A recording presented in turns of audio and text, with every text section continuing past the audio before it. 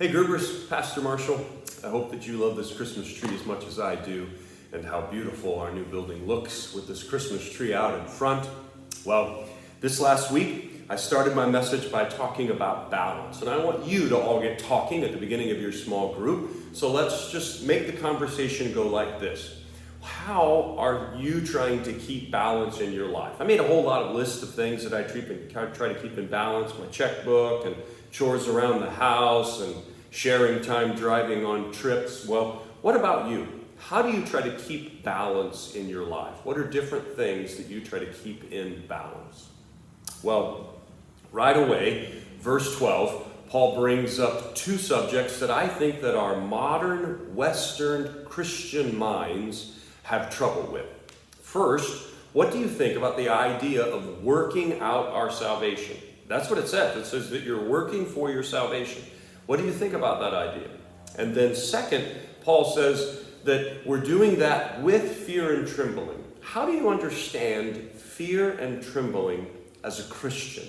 And how do you understand fear and trembling in your salvation? Because that's the subject that Paul is on. Well, of course, in verse 12, we have a difficult subject, but in verse 13 comes along and we're forced to rewrite the script of what we wrote in verse 12. First, what does Paul say that God is doing in our lives? Just be clear. What does he say that he's doing? What does that mean to you? The two things that he said that God is doing in our lives, what does that mean to you? And then how do you reconcile verse 13 with verse 12? Does verse 13 trump verse 12? Or do you think that we should hold these two things in balance? The good news is that things get a little easier after those verses. Well, they get a little easier to understand, not to do. Verse 14, Paul says we're to do everything without arguing or complaining. Do you think that that's possible? Do you think it's possible to do everything without arguing or complaining? Can we do that perfectly? How do you try to not argue and complain? Do you have any tips, any tricks? How do you try to live out verse 14? Verse 15 rubs up against a little pet peeve of mine. So guess what? You're going to hear about my little pet peeve. People, a lot of times, I hear the phrase, things are getting worse than they used to be. And what they really mean is that people are getting worse than they used to be.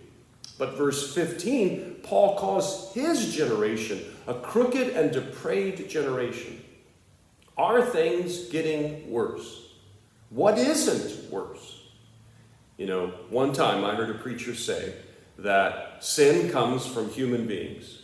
And so the more human beings there are, the more sin there is. And so as we see the population on our planet increasing, we do seem like sin is increasing. What do you think? Well, Paul ends this section with a personal note. He wants to boast about the Philippians to Jesus, and he's willing to give up a lot. He's willing to be poured out so that the gospel can go forward. My question is this: what is your impression of Paul, the prisoner, who writes to his old friends in Philippi? How have the first two chapters of the book of Philippians shaped your thinking of Paul? Have they changed your impression of Paul in any way? Well, finally, application. I challenged you to be reminded of the old moped. You remember these things that came out in the 70s? They had a motor on them, but they had pedals on them, and a friend of mine had one, and you couldn't just get on it and start the motor and push the button. You had to pedal first to get it going, and then the motor would kind of take over. Well, I want to challenge you to be reminded of the moped, the bicycle motor. God is the motor, but we need our pedals, our feet on the pedals. So be reminded that God wants to cooperate with us in this thing we call Christianity. Well, I hope that you have a great Bible study, and I'll see you next weekend as we pick up the next chapter of Philippians. God bless.